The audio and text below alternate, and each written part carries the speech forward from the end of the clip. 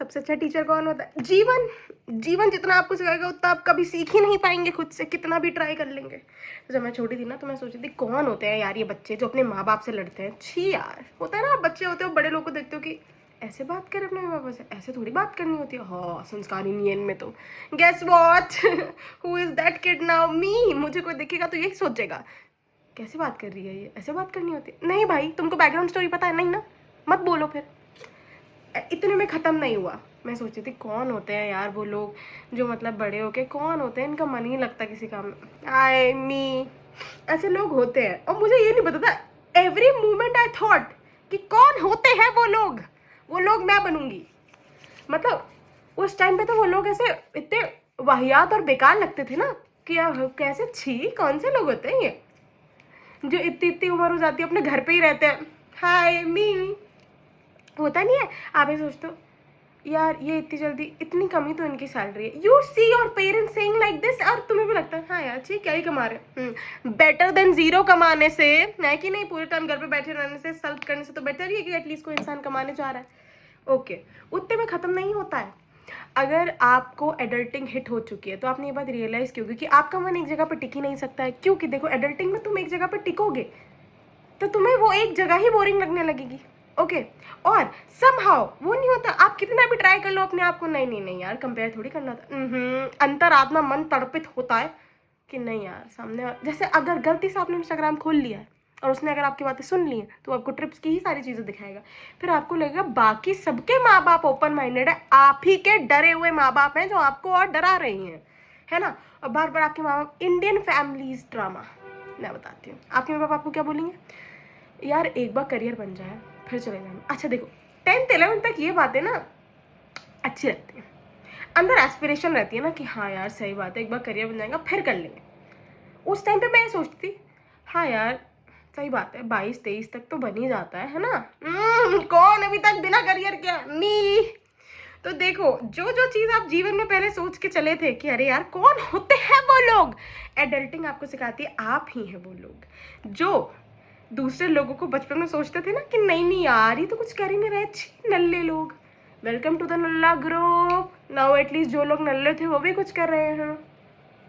कौन होते हैं वो लोग यार जो इतने टाइम तक अपने घर पे ही पड़े पड़े रह जाते हैं? हाय, क्योंकि देखो ऐसा पीजी फ्लैट में तो तुम जाके रह सकते हो, लेकिन जब एट दी एंड पैसे अपने घर से ही मांगने हैं तो शर्म नाम की भी तो एक चीज़ होती है। लेकिन कौन है वो बेशरम लोग? बेशरम बनना इज ओके यार। देखो धीरे धीरे एडिटिंग आपको सिखाएगी कि आपको बेशरम ही होना चाहिए था बचपन से। वो तो आप कुछ गलत भावना में आके, देखो इंडिया में संस्कार मतलब कुछ गलत सिखा दिया जाता है। इज इट रियली अबाउट कि हर चीज़ में अगर मैं हाँ कर रही हूँ तो मैं संस्कारी हूँ? नो, इसका मतलब ये भी तो हो सकता है that you are trying to micro control me. और हर इंसान मुझे अपने मम्मी पापा के समाज का पसंद है, ये हाउ इज़ दैट पॉसिबल? मैं एक इंसान हूँ, मेरी अपनी एक इंडिविजुअलिटी है। एडल्टिंग में मेरे को ये बात रियलाइज़ हुई कि there is a thing called individuality, personality. और आपकी पर्सनैलिटी तब तक डेवलप नहीं होगी जब तक आप अपनी इंडिविजुअलिटी एक्सप्लोर नहीं कर रहे हो। और देखो मैं ये मानती हूँ ऐसा नहीं है, हर पेरेंट अपनी साइड से बेस्ट ट्राई करता है, लाइक ठीक है यार नहीं हो पाया, ओके फाइन। बट अगर पूरे टाइम जो आपको माइक्रो कंट्रोल करेंगे तो आप कैसे ग्रो करेंगे? सो इंसान को कंफर्ट जोन के बाहर जाके ही ग्रोथ आती है। ये चीज़ आपको एडल्टिंग सिखाती है, क्योंकि क्या होता है आप कंफर्टेबल तो हो जाते हो, और एक तो आप मिडिल क्लास में तो आप ओवरली कंफर्टेबल हो जाओगे, लेकिन आपको फिर भी एक एज के बाद आपके ऊपर वो डाला जाएगा कि यार मतलब थोड़ा कुछ और बेटर हो जाता है, तो इससे बेटर है कि पैसे कमाएं। आपको कोई ये बात बताए चाहे ना बताए, द मोमेंट आपके पास अपने खुद के पैसे आते हैं, कहीं से भी शुरू करना ज़रूरी है। देखो दुनिया ऐसी ही, एक्सपीरियंस वालों को ही पैसे मिलते हैं। अगर आप हर जगह ये सोचेंगे कि नहीं यार इतने तो मेरे मम्मी पापा पॉकेट मनी में दे देते हैं, तो आप पीछे रह जाएंगे भीड़ में, क्योंकि आपके मम्मी पापा आपको उतना ही देंगे और आपको कोई इंक्रीमेंट नहीं होगा। और ऐसा भी हो सकता है कि आप बेशरम बनने में भी आपको शर्म आती हो। अच्छा चलो, मेरा हाल तो फिर भी ये है कि मैं एडल्टिंग में आके मुझे थोड़ा बहुत रियलाइज़ होगा कि चलो यार ठीक है, adulting okay fine, same ideology नहीं होती है। व्हेन आई सी पीपल जो ऐसे होते हैं यार, but mummy papa, trust me मेरे अंदर से ये बात अभी भी निकलती है, अभी भी नहीं सीखे हैं, ऐसे लोग भी हैं। ओ माय गॉड, मतलब मैं ये मानती हूँ hats off to like really those parents, they don't give their child literally any space. There is a thing called love, और तुम ऐसे प्रिटेंड करना कि हाँ ये तो हमारे प्यार में कर रहा है, नहीं तुम्हारा बच्चा सफोकेट हो रहा है तुम्हारे प्यार में। मेरे माँ बाप प्यार में सफोकेट नहीं करते हैं, आई स्टिल थैंक्स देम कि वो मुझे एटलीस्ट उतना स्पेस आउट देते हैं. देखो, आर्ग्यूमेंट होना इज़ फाइन. अगर तुम्हारे घर में आर्ग्यूमेंट नहीं हो रहा, कहीं ऐसा तो नहीं कि तुम सही घर में ही नहीं हो. देखो, आर्ग्यूमेंट का मतलब ये नहीं होता कि घर टॉक्सिक है. इसका सिंपल मतलब ये है कि एज अ बच्चा आपको स्पेस दिया गया है, आपके खुद का mind set think it through करने का, इनफैक्ट अपने मुंह से बोलने का भी. अब मैं ये नहीं कह रही कि इस घर में नहीं हो रहा एकदम वाहियात घर है, बट नो भाई. देखो, तुम अगर इतने प्यार में हो अपने माँ बाप से, और अगर वो तुमसे इतना प्यार करते हैं, तो ऐसे कैसे पॉसिबल है कि माँ बाप इतना प्यार कर रहे हैं बट स्टिल वो तुम्हारी बात नहीं समझना चाह रहे और तुम्हें उनका कंट्रोल और कमांड मानना पड़ रहा है? दैट इज़ नॉट लव यार, that is you being in delusion.